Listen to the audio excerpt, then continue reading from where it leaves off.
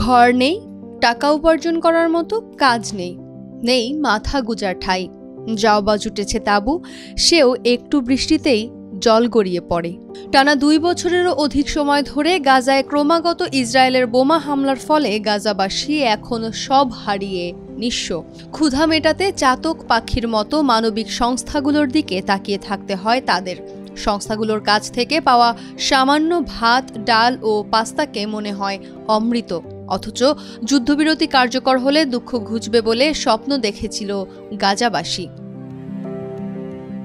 যুদ্ধবিরতি ঘোষণার পর পেরিয়ে গেছে 6 সপ্তাহ, কিন্তু গাজাবাসীর দুঃখ কমেনি, দূর হয়নি ক্ষুধার যন্ত্রণা।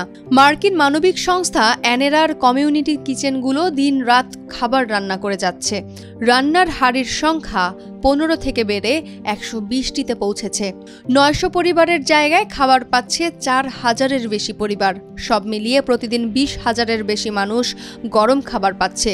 তবুও পর্যাপ্ত নয় সে খাবার। তাছাড়া প্রয়োজনীয় অনেক পণ্যও মিলছে না সেখানে। গত আগস্টেই গাজায় দুর্ভিক্ষ নিশ্চিত হয়েছে। এখন অন্য এলাকাগুলোতেও বাড়ছে ক্ষুধার কষ্ট। বিপরীতে জাতিসংঘ প্রতিনিয়ত বেশি ত্রাণ প্রবেশে ইসরায়েলের প্রতি আহ্বান জানাচ্ছে। ইসরায়েল তাতে কিছুটা সাড়া দিলেও ত্রাণ যথেষ্ট নয়। তাছাড়া সব ধরনের খাবারও মানবিক সহায়তা হিসেবে ঢুকতে দেওয়া হচ্ছে না। মাংস, মুরগি কিংবা তাজা সবজি পাতে পড়ছে না গাজাবাসীর। তারা ক্ষুধা মেটাতে ভাত, পাস্তা, ডাল সঙ্গে মরিচ, পেঁয়াজ ও আলুই ভরসা তাদের।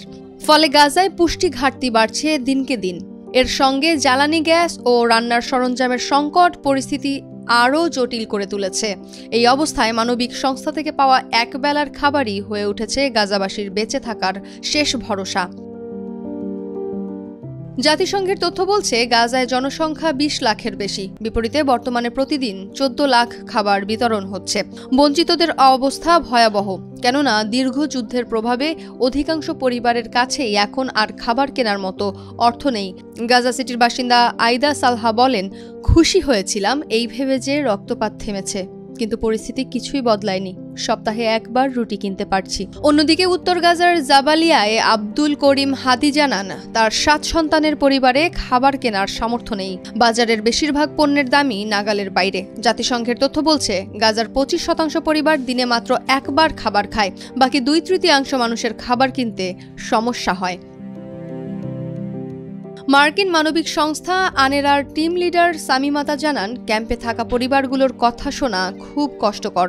সবার চোখে অনিশ্চয়তা, ক্লান্তি। তারা জানতে চায় কবে নিরাপদে ঘরে ফিরতে পারবে। তাদের এখন একটাই স্বপ্ন, একটু নিরাপদে থাকার জায়গা এবং সন্তানদের জন্য ভালোবাসা দিয়ে কিছু একটা রান্না করতে পারা।